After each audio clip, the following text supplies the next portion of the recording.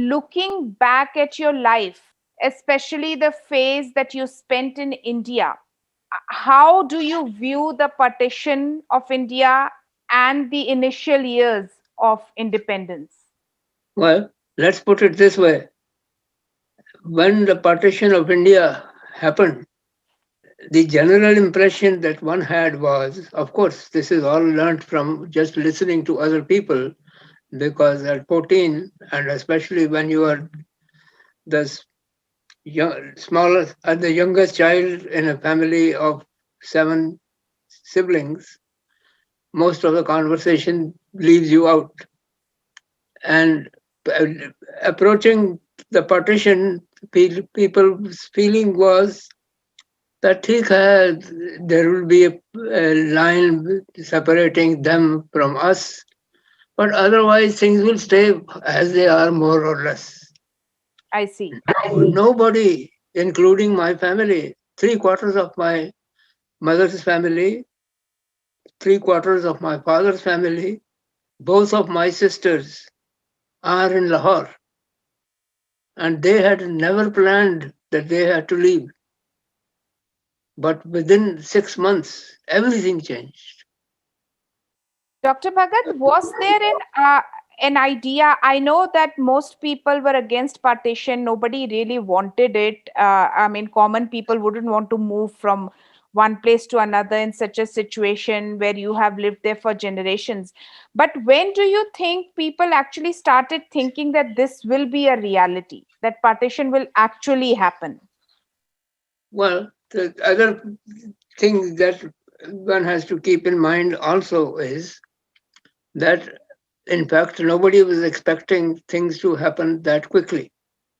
Everything happened very quickly, mainly because of the fact that after the war, Britain was completely bankrupt. They had absolutely no way to keep on supporting a continent as large as India. So Mountbatten was sent to India, get rid of it within 6 months. And so when he arrived in the beginning, most people were still thinking that it is going to be several years before anything is going to happen and we will have time to prepare. But indeed, he got rid of it within 9 months. So your family So had it very was little time to organize the move. none whatsoever. Nobody was thinking that this was going to be happen within 6 months. So in fact, you can see what my sister, that was my second sister from the top, who had come from Lahore, and we had all gone to Srinagar for a holiday right around the middle of August. And so they were holidaying in Srinagar, thinking that they are going to go back.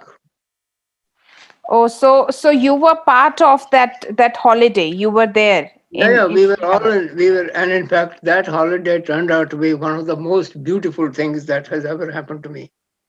I see. Because right in the middle of that holiday, guess who visited? Gandhiji. Exactly. Okay. So we all, the family, we went. He was staying in a place called Burzilla in Srinagar. All of us went there, and it was a fantastic experience. This is 40. This is in 47. 47. Okay. He had come to Kashmir, and everybody was hoping that he would be able to talk to the Maharaja and tell the Maharaja that, for God's sakes, make up your mind. This idea that Kashmir is going to be an independent country like Switzerland is a bunch of hooey. You cannot get away with it. But the Maharaja was an idiot, with due respect. I mean, the old man is dead, so I should not say anything. He absolutely refused to do anything. And then, of course, the Pakistan had its own problems. The British were able to keep the northwest frontier province relatively quiet by bribing people. Pakistan had nothing to bribe, therefore they let them loose into Kashmir.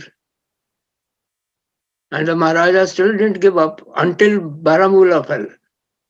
Baramulla was where the power station, suddenly Srinagar was dark. So our illustrious Maharaja got into his fleet of cars and abandoned Srinagar. At that time, if there had been a riot in Srinagar, not a single Hindu would have survived. There So was no what police, there was nothing. I see. At that time, Sheikh Abdullah and Bakshi organized young Muslim boys to go and become a vigil in the Hindu community areas. Punjab was boiling, Bengal was boiling, Srinagar was peaceful, totally peaceful. So those people were able to tell us that if the people are ready to work with each other, we can do it. I have also heard that the same thing happened in the Pashtun areas where Frontier Gandhi organized people so that no Exactly, rioting will happen. exactly. So you think that if people try, or at least like the leadership had tried, things would have been quite different. The kind of violence that took place, the amount of deaths that happened, the Oh rapes, no, and the no question about it. You see, as I said, I was not an activist or anything, but the fact of the matter is that people, a little later than that, people started saying nasty things in Jammu also. Of course, Jammu was majority Hindu. So what did we do? We started taking Prabhat ferries every morning. I see. About 20, 30 of us would get together and we would sing our way around not only in the Hindu areas, but also the Muslim areas.